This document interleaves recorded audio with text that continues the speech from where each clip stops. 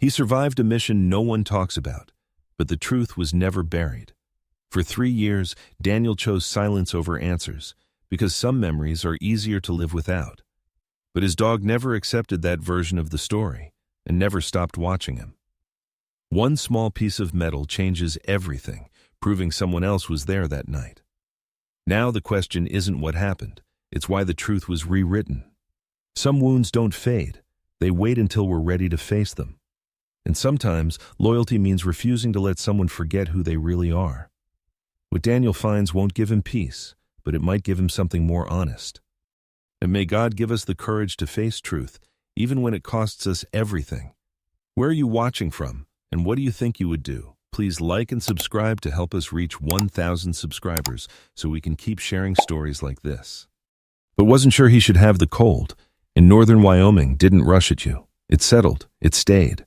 Daniel Ryker had learned to live inside it. The service road that led to the relay station was barely visible under the thin layer of fresh snow. His truck idled behind him, engine ticking softly, heat fading fast now that he'd turned it off. The forest stretched in every direction, long, straight pines, their trunks dark against the pale ground, their tops whispering in a wind that never seemed to reach the earth. Daniel stood still for a moment before moving. Not because he was tired, because he always did. A habit, maybe, or something older than that. And a pause before stepping into a place that didn't belong to anyone anymore. "Come on," he said quietly. Sable moved ahead of him without looking back. The German shepherd's coat caught what little light filtered through the clouds, black across the spine, deep and matte, fading into a burnt brown along the legs and chest. One ear stood sharp and alert, the other folded just slightly at the tip, as if it had once tried to break and decided against it. The dog didn't hurry, didn't hesitate, just moved like it knew where it was going. Daniel followed. The station was small, half buried against the slope, a concrete structure with a metal door that groaned when he pulled it open. And inside, the air was stale but warmer than outside. The hum of the generator was low, uneven. He set his tools down, pulled off his gloves, and got to work. It was simple maintenance. Check the filters, reset the relay, replace a corroded connector, things that made sense, things that stayed where you put them. For a while, that was enough. He didn't think about the past when he worked. That was the point.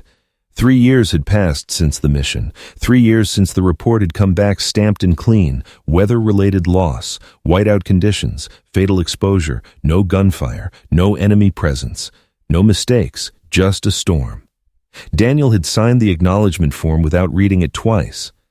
He hadn't asked questions, hadn't filed objections, hadn't even contacted the families. People assumed it was strength or discipline. It wasn't. It was something quieter than that. He was afraid the report was wrong. A sharp sound broke the rhythm, not loud, not sudden, just wrong. Daniel turned his head. Sable stood near the far wall, nose low, body still, not tense, not relaxed either, focused. "What is it?" The dog didn't respond. It stepped forward, then pawed once at the ground near the base of the wall where the concrete met packed dirt. The movement was controlled, deliberate, not frantic. Daniel frowned. "That's not part of the job, you know." Still nothing. Sable dug again. Slowly this time. Something about the way it moved made Daniel walk over. He crouched beside the dog, brushing away the loose dirt with his gloved hand. At first it looked like nothing, just a darker patch beneath the surface.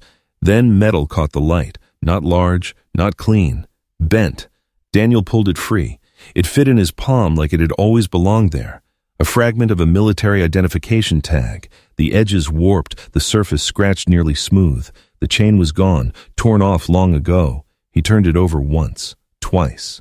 There were numbers still etched into it, faint but readable. Not one he recognized, not from memory, not from the list he had signed. And for a long moment he didn't move. The hum of the generator filled the room again, louder now, or maybe just closer. Sable sat back slightly, watching him. Not the metal, not the floor. Him. Daniel exhaled slowly. "That's not possible." He said it like a statement, not a question, because questions led somewhere. Statements didn't. The report had been clear. There had been 5 of them, 5 names, 5 tags, recovered, accounted for. He was the 6th, the only one who walked out, That was the version that existed, the one printed, filed, sealed, the one he had chosen to live inside. Daniel ran his thumb along the edge of the tag. Cold metal, real weight. And no storm could write a name that wasn't there. No accident could invent a man. He felt something shift, not outside, not in the room, inside his chest, small, precise, like a crack forming under pressure. Sable stood, not abruptly, not with urgency, just enough to step forward and place itself slightly ahead of him. Half a step, not blocking, not guarding, just there. Daniel looked at the dog. You knew this was here. It wasn't an accusation. Sable didn't blink, didn't move. That steady amber gaze held him longer than it should have. Daniel closed his hand around the tag. For 3 years, he had lived with silence, not the kind you heard, the kind you chose, the kind that let you wake up in the morning without replaying the last decision you made before everything went wrong. He had told himself it was over, that there was nothing left to find, nothing left to fix. The metal in his hand said otherwise. He stood up slowly. The station felt smaller now, the walls closer, the hum of the generator no longer steady, just loud. What if it wasn't the storm? He said, barely above a whisper. The question slipped out before he could stop it. He didn't want an answer, didn't expect one. Sable turned toward the open door, and the forest waited beyond it, unchanged, indifferent, endless. The dog didn't move forward, just stood there, watching. Daniel slipped the tag into his jacket pocket. Not as evidence, not yet, just not something he was ready to leave behind. He grabbed his tools, finished the repair without speaking, hands moving out of habit more than intention. When he stepped outside, the light had shifted. The sky was still gray, but thinner now, as if something behind it was trying to push through. Snow crunched under his boots. Sable moved beside him again, close, but not quite at his side. Daniel paused at the edge of the clearing. He turned once, looking back at the small concrete station. But nothing about it had changed. It still stood where it always had, still quiet, still ordinary. But something had been there, something that wasn't supposed to exist. He looked down at Sable. The dog didn't look back. It was already facing the road. Yeah, Daniel said under his breath. I see it. He climbed into the truck, started the engine, and pulled onto the narrow road that disappeared between the trees. Behind him, the station faded into the snow. Ahead, the forest stretched on, silent, waiting. And for the first time in 3 years, Daniel Ryker didn't feel like he was leaving something behind. He felt like something had just started. The Federal Records Office in Cheyenne didn't look like a place that held secrets.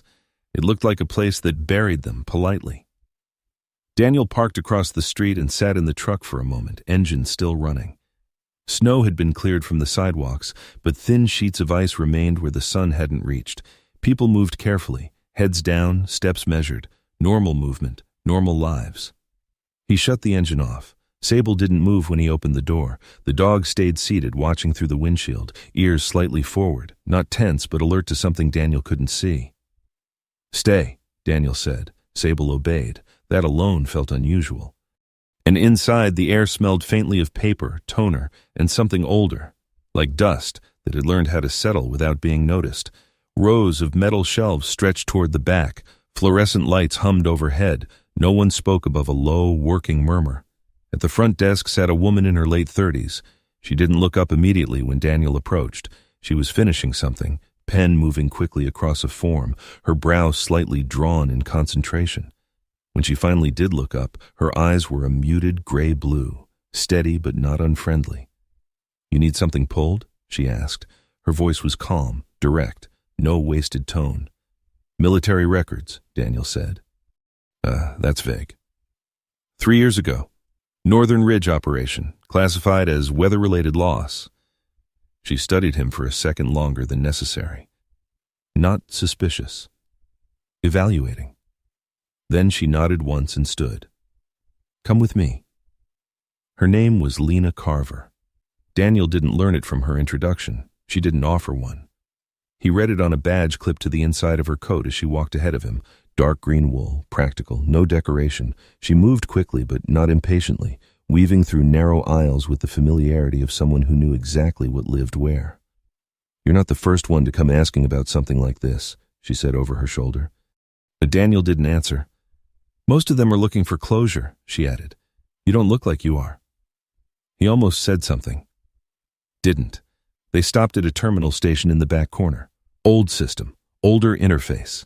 Lena sat down, typed in a string of access codes without looking at the keyboard, and pulled up a file set. The screen filled with text. Clean, structured, complete. Daniel recognized the format immediately, the same one he had signed. He leaned slightly closer. Scroll, he said. She did. Casualty list, weather conditions, time of extraction, everything aligned, everything matched, too well. Is this the only version? Daniel asked. Lena didn't answer right away. She clicked into another menu, then another. A few seconds passed. Then she leaned back slightly, studying the screen. That depends on what you mean by version. Daniel looked at her. That's not an answer. It is, she said. You just don't like it. She turned the monitor slightly so he could see more clearly. This file hasn't been deleted. It hasn't been altered in the way people think about alteration. What does that mean? It means no one broke the system, she said. They used it exactly the way it was designed. She pointed to a section of the report. See this? Daniel nodded. Detailed accounts removed, replaced with summary statements, not flagged as edits. Just updated entries. That's normal? For routine operations? Yes. She paused. For this kind of incident? No. Daniel felt that same precise pressure return in his chest. Not confusion, recognition. Show me the original, he said. Lena's mouth tilted slightly, not quite a smile. If there was an original, it wouldn't be sitting here waiting for you. Silence settled between them. Not uncomfortable, just unfinished. You're saying nothing was erased, Daniel said slowly. I'm saying, Lena replied, that if something was there, it was replaced with something that fits better. Fits what? She looked at him directly now. The story that needed to exist. Daniel exhaled. That sounded too clean, too controlled, like something built to be accepted, not questioned. Why? He asked. Lena didn't answer immediately. She tapped a key, pulling up a related metadata panel. Because this version doesn't create problems, she said. It closes them. Daniel leaned back slightly. For 3 years, he had lived inside that version. A storm. Bad luck. End of story. No questions. No responsibility. Lena watched him for a moment, then said more quietly, You're not here because you lost people. Daniel's jaw tightened. You're here because something doesn't line up. He reached into his jacket and pulled out the bent fragment of the tag. He didn't hand it to her right away, just held it there, between them. Lena's eyes dropped to it. For the first time, something in her expression shifted. Not surprise, not shock, recognition. Where did you find that? She asked. Buried, Daniel said. At a relay station, same region. That's not possible. That's what I said. She took the fragment carefully, turned it under the light. Her fingers traced the worn engraving. Then she set it down. Not gently, not roughly either, just deliberately. This isn't a random error, she said.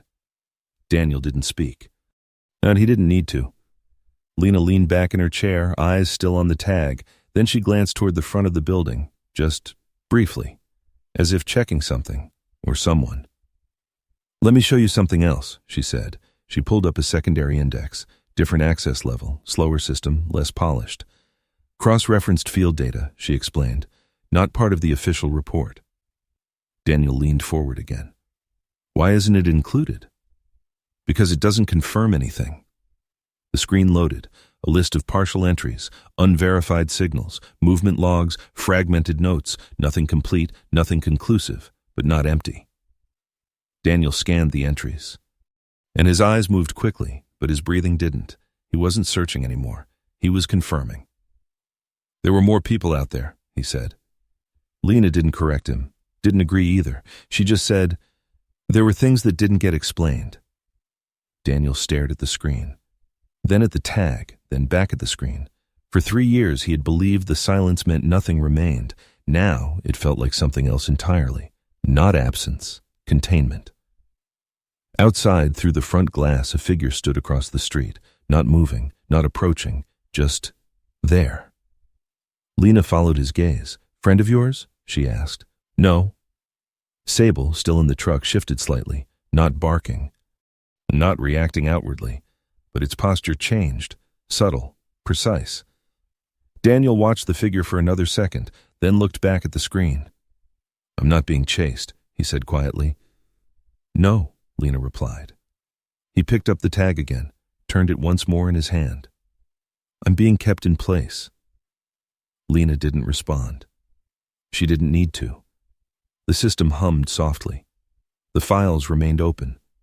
Complete, clean, final. But for the first time, Daniel Ryker understood something simple and impossible to ignore. The truth wasn't missing. It had been rewritten into something he could survive, and now he wasn't sure he wanted to. The valley didn't announce itself. It never had. Daniel almost drove past the turnoff without noticing it, just a narrow break between two ridges where the snow had drifted differently, thinner, as if the wind avoided that stretch of land for reasons it didn't share. He slowed the truck, then turned in. The tires crunched over old ice beneath fresh powder. The road wasn't maintained. It hadn't been for years. That was the first thing that didn't fit. If a team had died out here, 6 men lost to a storm, there would have been markers, temporary at least, something left behind. There was nothing, just trees, just white.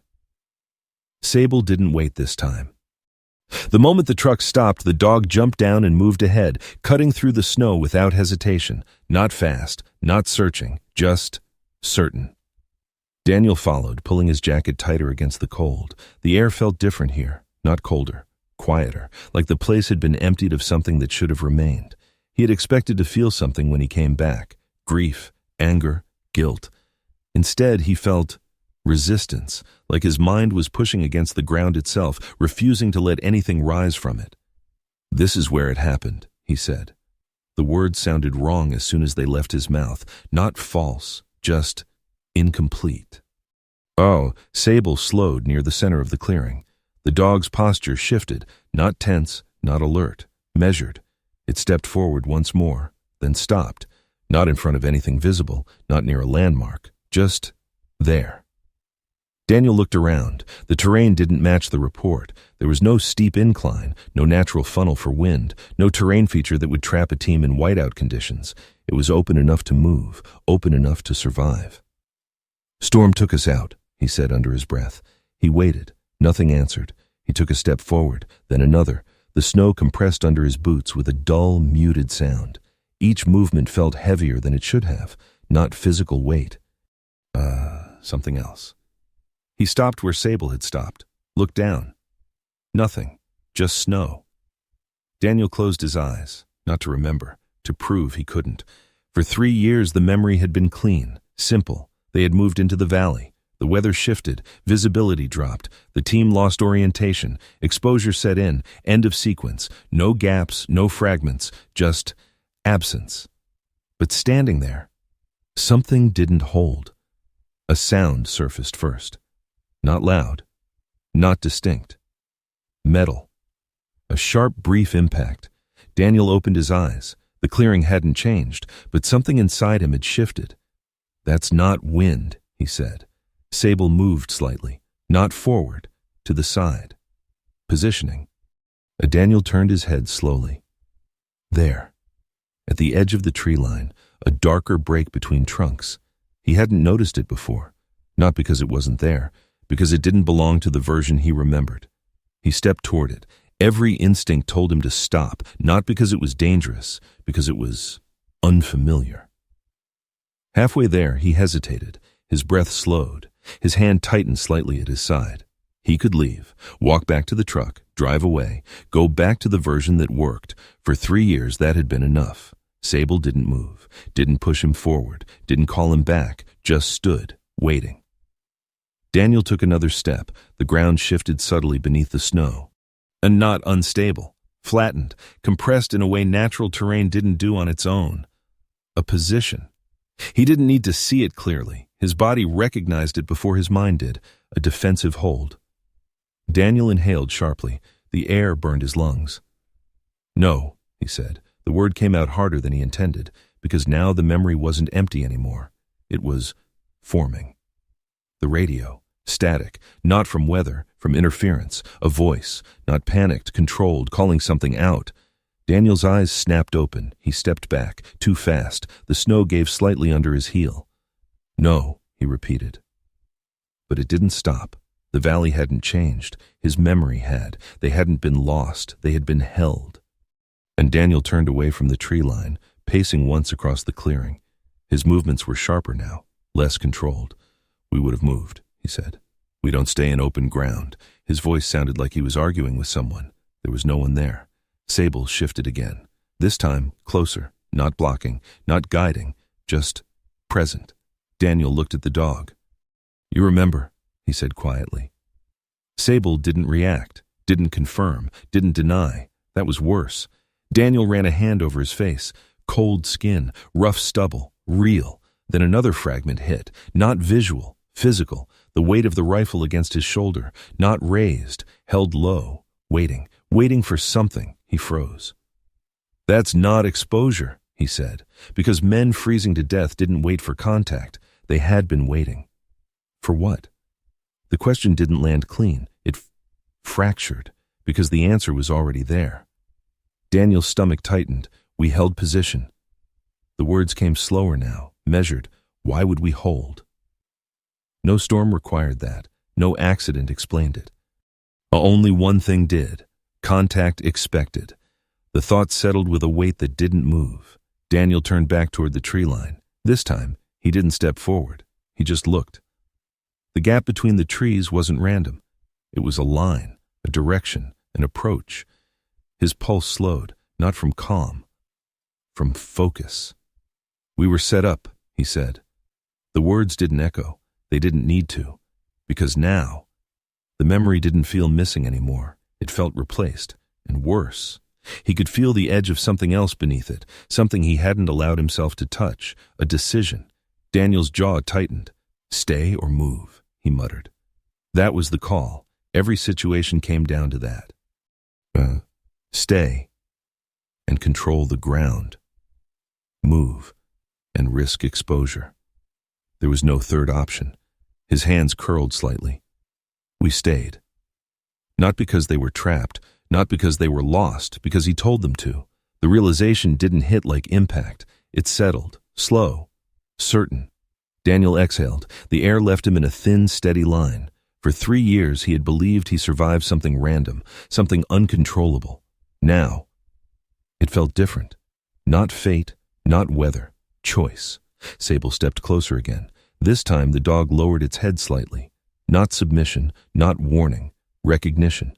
Daniel looked down at him, then back at the clearing. Nothing had changed out here. No bodies, no wreckage, no proof. But the silence wasn't empty anymore. It was full of something he had chosen not to see. Daniel turned toward the truck. His steps were slower now, more deliberate. Not retreat, not escape, just movement. Because staying any longer wouldn't give him more. It would only take away what little distance he still had. Sable followed beside him, closer than before. At the edge of the clearing, Daniel paused once more. He didn't look back. He didn't need to. For the first time in 3 years, he knew the valley hadn't taken anything from him. He had left something there, and it wasn't just the men. Daniel didn't go back to the house right away. He drove past it, once, twice, then parked a quarter-mile down the road where the trees bent inward, blocking the view from both directions. The engine clicked as it cooled. Sable stayed in the passenger seat this time, not watching the road, watching Daniel. That was new. "You already knew," Daniel said. His voice was steady, but it didn't carry far inside the truck. Sable didn't react, didn't need to. Daniel rested his hands on the steering wheel, staring ahead at nothing in particular. 3 years of silence didn't collapse all at once. It shifted, like a wall leaning just enough to let something through. He stepped out. A cold air hit harder now that the sun had dropped lower. The snow reflected a pale, flat light that erased shadows instead of casting them. The kind of light that made distance harder to judge. "You can come out," Daniel said. No movement followed, no sound. He waited, not long, just long enough to confirm the absence wasn't real. "I saw you at the records office," he added. Still nothing. Sable jumped down from the truck, not fast, not aggressive, just enough to change the shape of the space. The dog didn't move forward. It stood beside Daniel, angled slightly outward, watching the tree line. That's when the man stepped out, not from where Daniel had been looking, from the opposite side. A mid-50s maybe, taller than Daniel had expected, but leaner, weight distributed in a way that spoke of discipline rather than strength. His coat was dark, unmarked, cut clean without insignia, no visible weapon, no unnecessary movement. His face was narrow, the kind that didn't waste expression. A faint scar traced down from his left ear to the jawline, not deep but precise. Victor Kane. Daniel didn't need an introduction. "You're early," Victor said. His voice was controlled, almost neutral, but not empty, measured. "You're late," Daniel replied. Victor's mouth shifted slightly, not quite a smile. For a moment, neither of them moved. No tension in posture, no escalation. Just presence. "You weren't supposed to go back there," Victor said. "The valley?" Daniel asked. Victor nodded once. "That wasn't in the report either," Daniel said. Victor exhaled slowly, not frustration, something closer to acknowledgement. "No," he said, "it wasn't." Sable stepped forward, not toward Victor, between them, half a step ahead of Daniel, body angled, weight balanced. Victor's eyes dropped to the dog. For the first time, something changed in his expression. Recognition. "He made it out," Victor said quietly. Daniel didn't answer. Victor looked back up. "You remember more than you should." "Not enough," Daniel said. That landed differently. Victor didn't respond immediately. "The report said it was a storm," Daniel continued. "You signed off on that?" "I didn't write it," Victor said. "I made sure it stayed." Daniel's jaw tightened. "That's the same thing." Victor didn't argue. For a few seconds, the wind moved through the trees behind them, low and steady, not enough to cover silence. "You held position," Victor said. The words didn't surprise Daniel. They settled. "Why?" Daniel asked. Victor's gaze shifted slightly, not away, not evasive. Just adjusting. "Because you were told to expect contact," he said. Daniel's breath slowed. "By who?" Victor hesitated. "Not long, but long enough." "That part wasn't yours to carry," he said. Daniel almost laughed. It didn't come out. "That's not your call," he said. Victor studied him for a moment, then said more quietly, "No, it wasn't." Sable didn't move, didn't bark, but the dog's stance shifted, subtle, grounded, not defensive, anchored. "They didn't wipe your memory," Victor continued. "That's not how it works." Daniel didn't look at him. "I figured that out."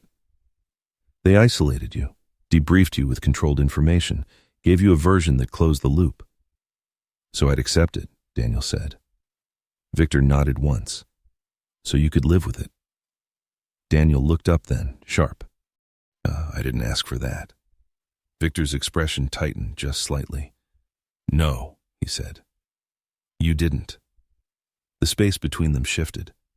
Not closer, not further, just clearer. "I was assigned to observe you," Victor said. "Make sure you didn't start asking the wrong questions." "And if I did?" Victor held his gaze. "You didn't." Daniel let out a breath through his nose, short. "For 3 years," he said. Victor didn't deny it. "I thought you were being watched," Daniel added. "You were," Victor said. "Just not the way you imagined." Sable turned its head slightly, not toward Victor, toward Daniel. And for a moment, something in that movement changed everything.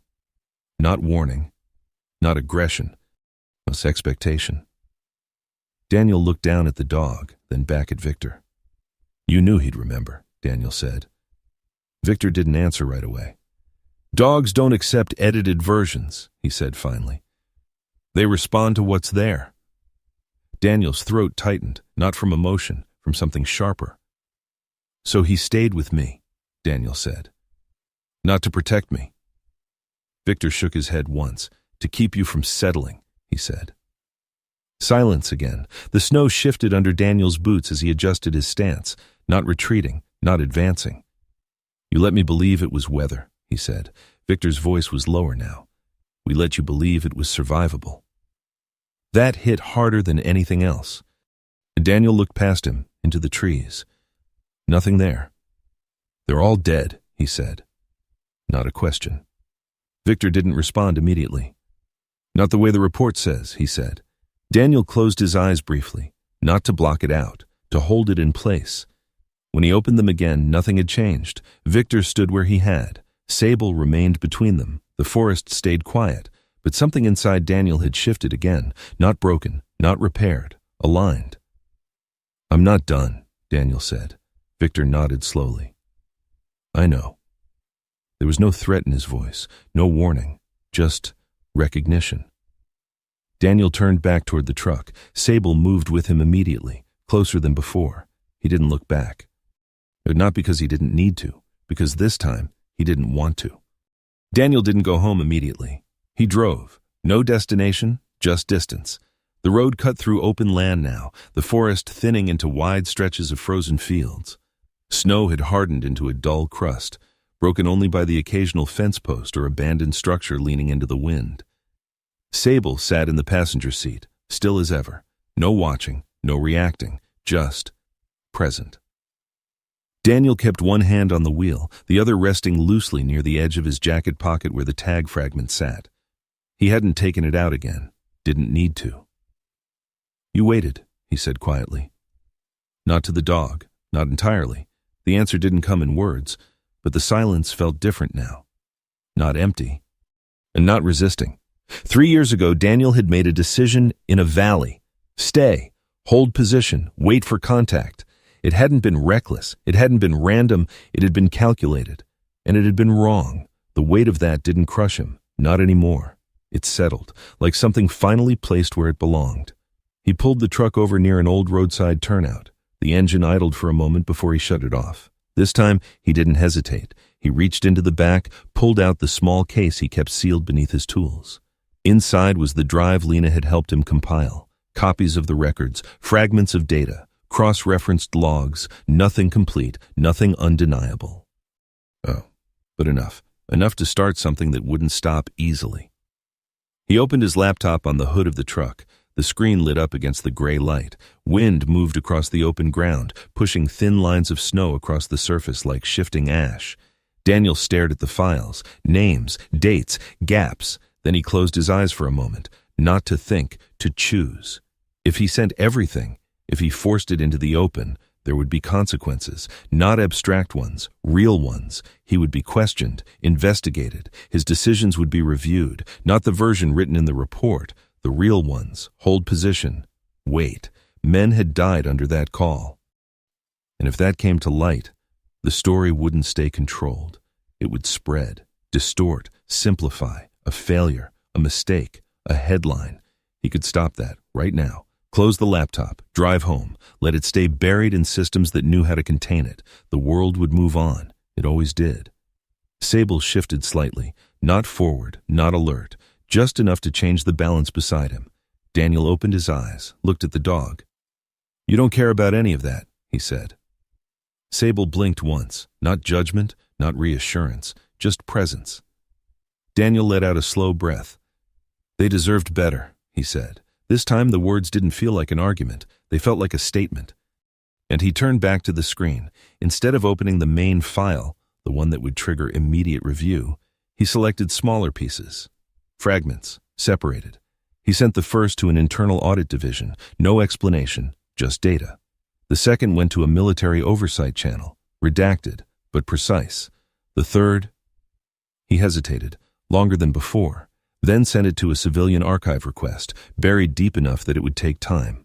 But once found, it wouldn't disappear again. He didn't send everything, not all at once, not because he was afraid, because a single blow could be deflected. But pressure, applied slowly, changed structures, the files uploaded, one by one. A no confirmation message, no alert, just sent. Daniel closed the laptop. The wind picked up slightly, carrying fine snow across the hood. For a moment, nothing changed. Then something inside him did. Not relief, not peace, clarity. He got back into the truck, started the engine, turned toward home. Victor was gone. Daniel knew that before he reached the driveway. The tracks near the edge of the road had been covered, carefully, not erased, just softened. No sign of presence, no sign of departure. That fit. Victor Kane didn't leave endings. He left space. Inside the house, everything remained as it had been. Tools where Daniel left them, chair near the window, the quiet hum of heat returning slowly. Sable walked in first, not checking, not searching, just crossing the threshold and settling near the door. Daniel set the laptop down on the table, didn't open it again. There was nothing left to do tonight. Outside, the light faded early. A winter pulling the day down before it could stretch. Daniel stood by the window for a while, not watching for anything, not expecting movement, just standing. 3 years ago, he had believed survival meant moving forward, leaving things behind. Now, it felt different. Nothing had been left. It had all been waiting.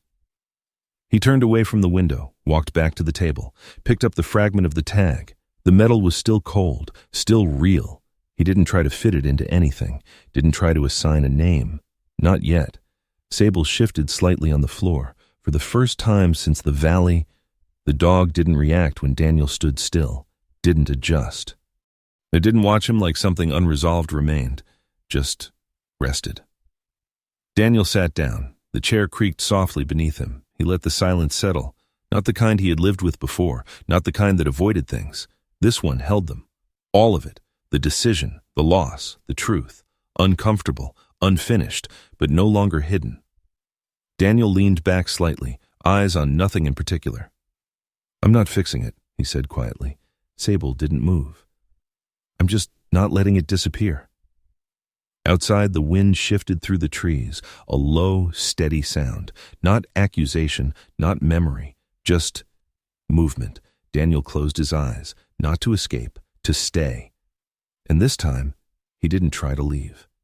Sometimes the hardest truth isn't what others hide from us. It's what we choose not to face. Daniel didn't rewrite his past, and he didn't escape it. He simply chose not to let it disappear. And in that choice, something changed. Not the outcome, but the meaning. Because integrity is not about being right. It's about being honest when it matters most. In our own lives, there are moments when silence feels easier, when looking away feels safer. But the quiet courage to face what's real, even when it costs us, is what keeps us human. If this story stayed with you, share your thoughts below. And what would you choose if you were in his place? And if you want more stories like this, you're welcome to stay with us. May you have the strength to face truth, the wisdom to carry it, and the peace that follows when you stop running from it.